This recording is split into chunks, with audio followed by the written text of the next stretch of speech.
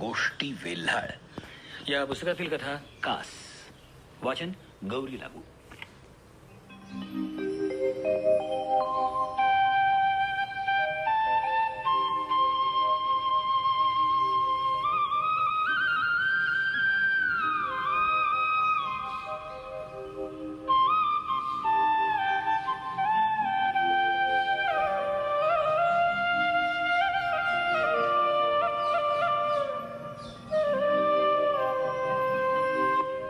सकाळची घरात आलेली उन्हं आता दाराबाहेर परतायला सुरुवात झाली होती. सगळा पेपर वाचून झाल्यावर शेजारच्या औरातकराला तो परत करण्यासाठी रंगनाथला पाठवलं होतं. तो येऊन बाहेर खेळत बसला होता. सकाळच्या चहाची कब्बशी घेऊन जाताना रामय्या म्हणून गेला होता, देशाई आंघोळीचं बघा की. सिमेंटची चौकड्याची लाल भडक फरशी, त्यावरच्या उभ्या आडव्या रेषा धावून आल्यासारख्या वाटल्या आणि आपल्या जुन्या लाकडी खुर्चीतनं देसाई उठले. ऍडव्होकेट भैयासाहेब उर्फ विकासराव बोधनकर देसाई. अजूनही नावाच्या बोर्डावरून ऍडव्होकेट हलवला नाही. सेंट्रल पॅनल गेलं खड्ड्यात असे 17 पॅनल्स पाहिलेत. मनगटात जोर असेल तर लाथ मारून पाणी काढून दाखवतो माणूस. 6 गावची साळवण होती एका जमान्यात या देसाईंच्या अखत्यारीत. 10-15 माणसांचा राबता बार हमेश असलेला अन खानदानी वकिली. मग नशिबानं टांग मारली तर त्याच नशिबाची मारायची हिंमत ठेवतो हा देसाई. धूळ भरल्या काचेच्या कपाटात फिरक्या सोनेरी अक्षरांची, काळ्या बांधणीची भक्कम पुस्तकं कायदा धरून दाटीवाटीनं अन बंदोबस्तात उभी होती, लिंगापल्ली खटल्यातल्या आरोप्यांसारखी. देसाईंनी हात वर करून आंगमोड्या दिल्या, आळस दिला. डोळ्यांसमोर आळशी ढोरासारखा आजचा दिवस. अशोकला पैसे पाठवायचे होते, त्याचा पेच सुटला नव्हता. सुनबाई गरीब घरची म्हणून ठीक, पण बायको घरात बोंब मारित होती. बस झाली ती देसाईगिरी, जमीनदारी अन वकिली. पोकळ रुबाब नुसता. संध्याकाळच्या जेवणाची भ्रांत सुटेना अन काय करावं अशी जहागिरी ठेवून. सणकण डोक्यात तिडीक आली. मास्तर की उमर घालवलेले बाळा काका काय म्हणाले परवा लग्नात त्या दिनूच्या? विकास देसाई नाही, विक्या देसाई म्हणा त्याला. केव्हा काय विकून पैसा करील त्याचा नेम नाही. धोतर शाबूत आहे तेच नशीब समजा आमच्या घराण्याचं. या बाळा काकाला जायजादीतून आलेल्या वाड्याला रंगवायचं म्हणजे घर गिरवी ठेवायची अवस्था. दिन्याच्या लग्नात थोबाडाला दाढीचं साबण लावल्यासारखा घराला चुना लावला होता पुढच्या बाजूला, आणि हे म्हणतात आम्हाला विक्या म्हणून. पाणी तापलं होतं. देसाई अंगणात आले. गौरवर्णीय शरीरावर आता फक्त जानव्याचं सूत्र बाकी होतं. देसाईंनी अंगावर गंगाळ रिकामं केलं. उबदार पाण्याने अंग मोकळं झालं. खळकन पोहरा सोडून सरसर पाणी भरून टाकणाऱ्या रामय्याला त्यांनी थांबवलं. थांबे. मग अंग पुसून काढलं. वाड्यातलं ते आड कोणत्याही मोसमात भरून असायचं. या आडामुळे सर घरात जीव अडकला. नाही तर काय पडलंय या गावात. केव्हाच वाडा फुकून नांदेडला बंगला घेतला असता. रामय्यानं आपल्या काळ्या भोर अन हडकुळ्या हातातून शुभ्र धोत्राची घडी, इस्त्रीचा सदरा पुढे धरला. गुडघ्यापर्यंत हमेशा धोतर धरलेला रामय्या, त्याला बरीच कामं असतात दिवसभराची. उधारी तुंबलेल्या आसामींना बाहेरच कसं थोपवावं, 4 किलो गहू परस्पर दळून कसे आणावेत, तांदळाच्या कोठीतनं बाईसाहेबांनी दिलेले तांदूळ घेऊन तेला मिठाची भरती कशी करायची. आता देसाई जाणार गावात.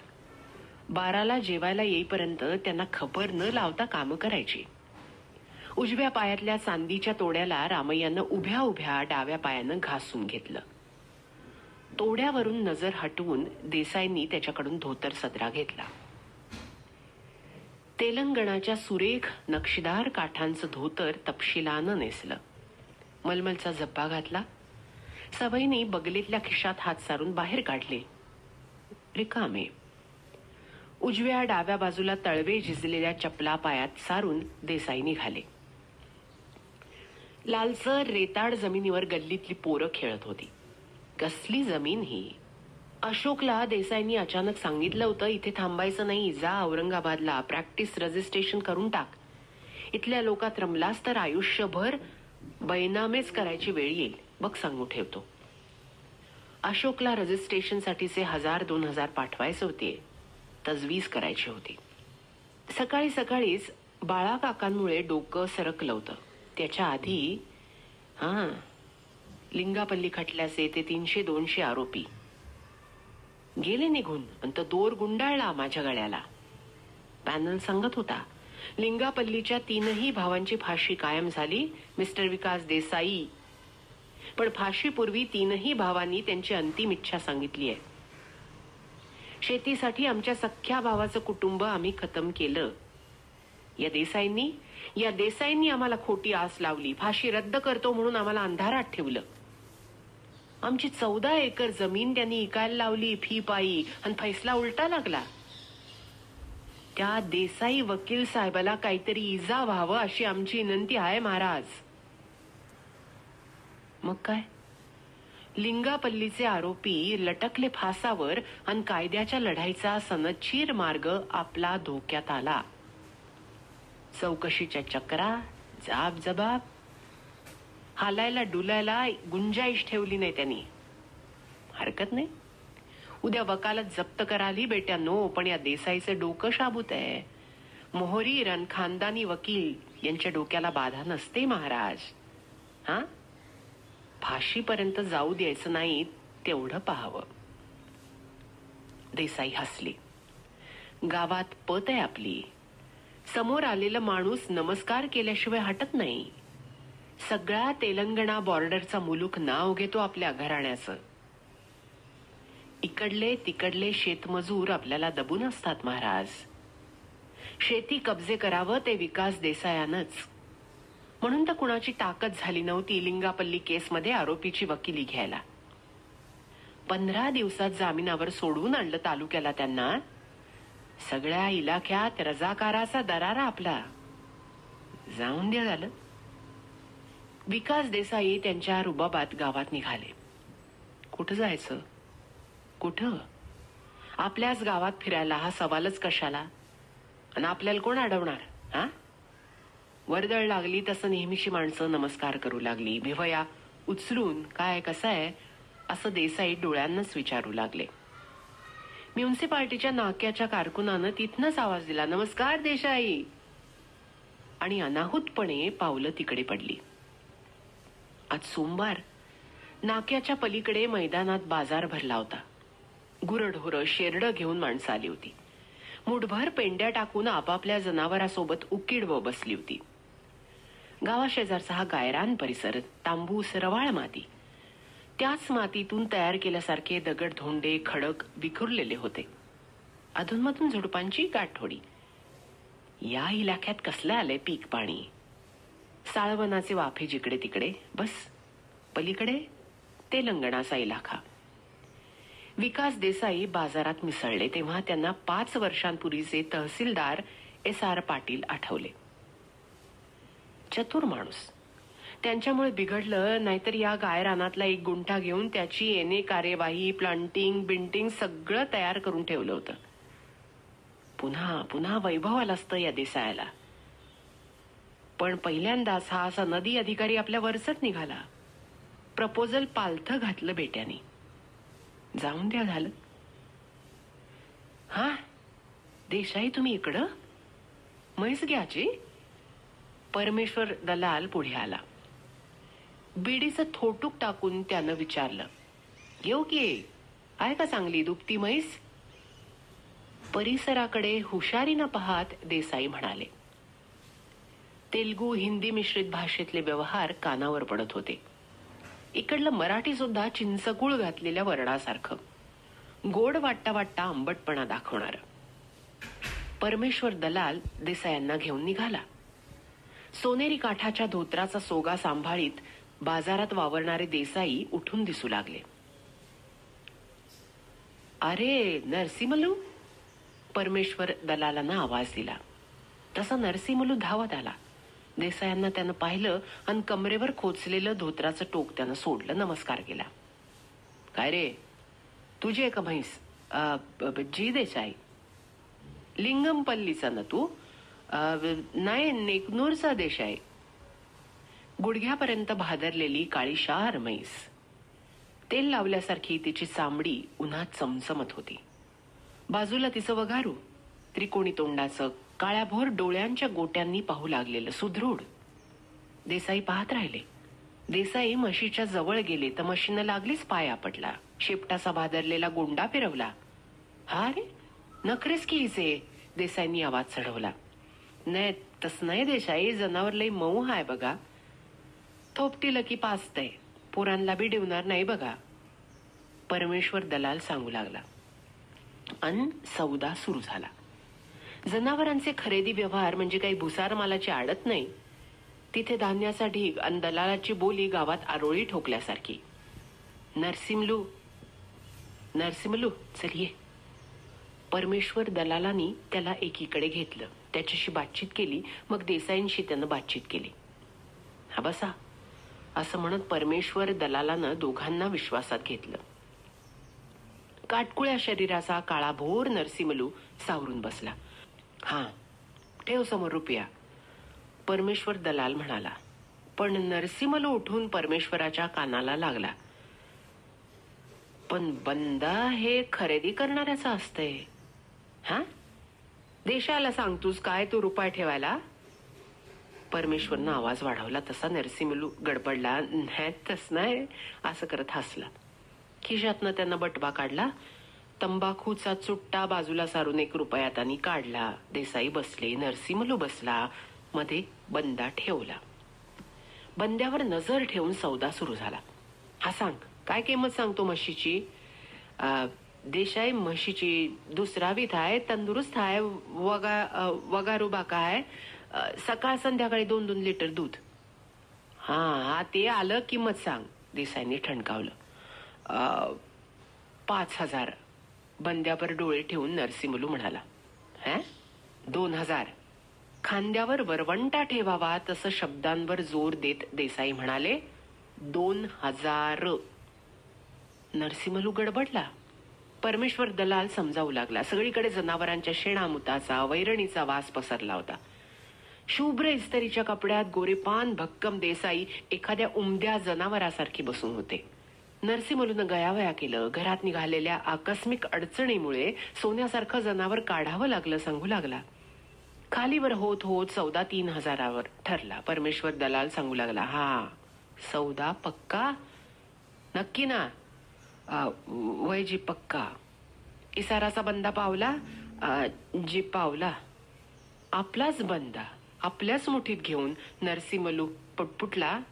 वयजी पावला. पुढल्या बाजाराला जनावराचा दाखला द्यायचा, अनामत सगळी घ्यायची. कबूल? कबूल. मग म्हशीचा ताबा आत्ता? आत्ता? आत्ता जे?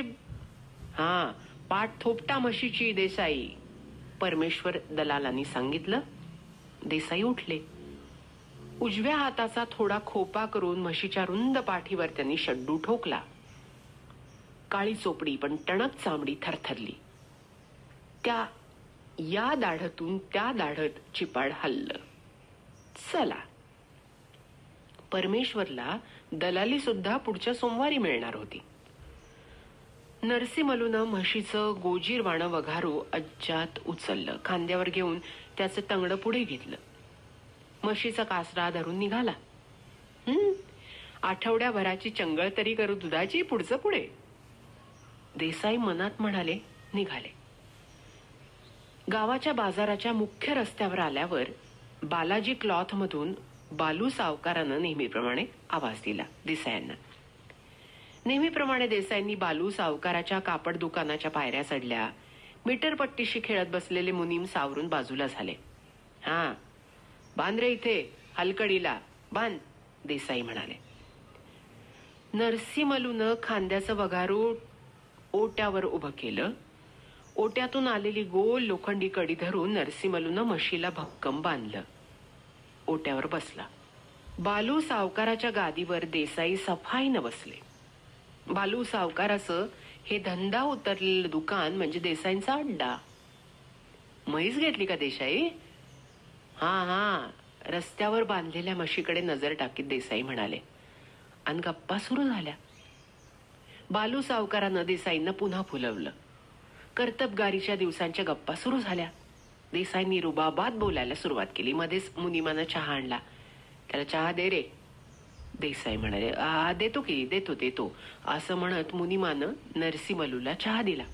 तर्जनीची गोरी गोल रेषा व्रण देसाई चाचपत बसले. 3 तोळ्यांच्या अंगठीचा आता रिकामा असलेला व्रण. देसाई सांगू लागले, सगळा तालुका, तेलंगणाचा भाग आपल्या वकिली पेशानी कसा गाजवला. मुनिमांच्या माना डोलू लागल्या. बालू सावकार विचारू लागले, बोलू लागले. बाजारचा दिवस असून दुकानात कोणी फिरकलं नव्हतं. बाहेर रस्त्यावर माणसांची जाई वर्दळ चालू होती आणि दुकानात देसाईंची करमणूक होती. ते हो देसाई, जानकंपेटचं डॉक्टर, काय जोगदंडच ना? हा, त्या जोगदंडला 17 भानगडीतून काढलं मी बाहेर. पोस्टमार्टेम, अबॉर्शन, सगळं. डॉक्टर जोगदंड, देसाईंना मानणारा डॉक्टर. डॉक्टर, तुम्ही खुशाल राहा. पेशंटची कोणती भानगड, केसेस येऊ द्या, आपण आहोत. देसाईंचा हुरूप. जोगदंडला प्रॅक्टिसला एवढा चांगला एरिया, पण ते बोलणं, अशिक्षित विक्षिप्त वागणं डॉक्टरला भीती वाटून जायची. अशा स्थितीत देसाई म्हणजे खुशाल खांद्यावर मान टाकून झोपावं असा वकील. भरपूर कामं केली देसाईंनी. एकदा बोलता बोलता विषय निघाला आणि डॉक्टर जोगदंडनी आपल्या दवाखान्याची वापरात नसलेली अँब्युलन्स देऊन टाकली देसाईंना. राहू द्या वकील साहेब तुम्हाला. त्यावेळी अशोकचं लग्न ठरलं होतं. बोधनला देवीसमोर अक्षता ठरलेल्या. पोरीकडले फकाट आणि आपल्याकडे तरी कुठं काय होतं. नेलं सगळं बिराड त्या अँब्युलन्स मधनच बोधनला. कुणी हू का चू नाही केलं. झालं लग्न. नवरा नवरी आणली अँब्युलन्स मधनच. आता त्याला 5 वर्ष झाली. डॉक्टर आता बदलूनही गेला होता. देसाईंना डॉक्टरची आठवण झाली. ते असतं इथे तर 5-25 हजार एरीज काढून घेतले असते आपण अनामत म्हणून. चर्चेच्या ओघात लिंगापल्ली प्रकरणाची देसाईंना आठवण होते. बंदिस्त विचारांची तगमग होते. अशोकच्या वकिलीमुळे आता आपण प्रॅक्टिस थांबवली असं सांगत असलो तरी वकालत धोक्यात आल्याची खबर लागलीच गावात. निकाल अद्याप लागला नाही भलाबुरा. मान आणखी ताठ आहे, पण पेशीच्या तारखा वाढतायत. गावातल्या वकिलांची कोल्हेकोई वाढली आहे. त्यांना काय निमित्तच लागतं बदनामीसाठी. एक पेशीला खर्चानं दमछाक होतीये. बोटातली मुदी, गळ्यातली साखळी, कपाळाची शीर तडकते. दडपून ठेवलेल्या मनातल्या भावना सुटकेसाठी तगमग करतात. तिकडे नरसिमलूच्या पायाला मुंग्या आल्या. एवढ्यात बालू सावकाराचे साडू आले, किशन सावकार. निजामाबादला आडतं दुकान आहे त्यांचं. गळ्यात सळसळणारी सोन्याची चेन, बोटात अंगठ्या. हा देसाई तुम्ही? अलभ्य अलभ्य लाभ बघा, अलभ्य लाभ. किशन सावकाराचं येणं जाणं असतं इकडे. देसाईंनी बसल्या बसल्या नमस्कार केला. रुबाबात हसले. आज म्हैस कोणी घेतली हो, तुम्ही का? किशन सावकारनं बालू सावकारला विचारलं. छे छे, आपण घेतली. तक्क्यावर रुबाबानं सरकत देसाई म्हणाले, वा वा वा, झॅक झॅक झॅक, काय छान जनावर आहे हो. नजर लागल. मग देसाईंची खरेदी अशी तशी राहते का? केवढ्याला घेतली? सांगा ना तुम्ही देसाई, तुम्हीच सांगा. खरेदी तुमचीच आहे. हा बघा, 5,000ला. कोर्टात मॅटर मांडताना बोलावं तशा धोरणानं देसाई म्हणाले. 5? अहो तिकडं आंध्रात 6,000ला पण मिळत नाही असं जनावर. तुम्ही घेता 6ला? देसाई देता का? हो घेतलं, किशन सावकार म्हणाले. आणि देसाई चटकन उठले. चला मारा थाप. थोड्या वेळापूर्वी ज्या तऱ्हेने देसाईंनी म्हशीच्या पाठीवर थाप मारली होती 3,000त, त्या तऱ्हेने देसाईंनी किसन सावकाराच्या पाठीवर थाप मारली. किशन सावकार उठले. बालू सावकार उठले. दुकानाबाहेर आले. नरसिमलू ओट्यावरून उतरला. देसाईंनी ताबडतोब त्याला पान आणायला पाठवलं. पाशाला सांग देसाईंचं पान. सावकार त्याला चिल्लर द्या. बालू सावकारांनी पैसे दिले. नरसिंहमलू घाईत निघाला पान आणायला. नरसिंहमलू गेला आणि देसाईंनी स्वतःलाच दाद दिली. किशन सावकाराची नजर ठरेना. चेहऱ्यावर खुशी होती. सकाळ संध्याकाळ 2.5 लिटर दूध देती. हप्ताभर दूध खा. सोमवारी द्या पैसे. देसाई बोलू लागले सफाईनी. असं हा तसाच रिवाज आहे ना खरेदीचा इकडं. सगळं विश्वासावर चालतं, बालू सावकार सांगत होते. नरसिंहमलू पान घेऊन आला तेव्हा किशन सावकारनं म्हशीवर पाठ थोपटून घेतली होती.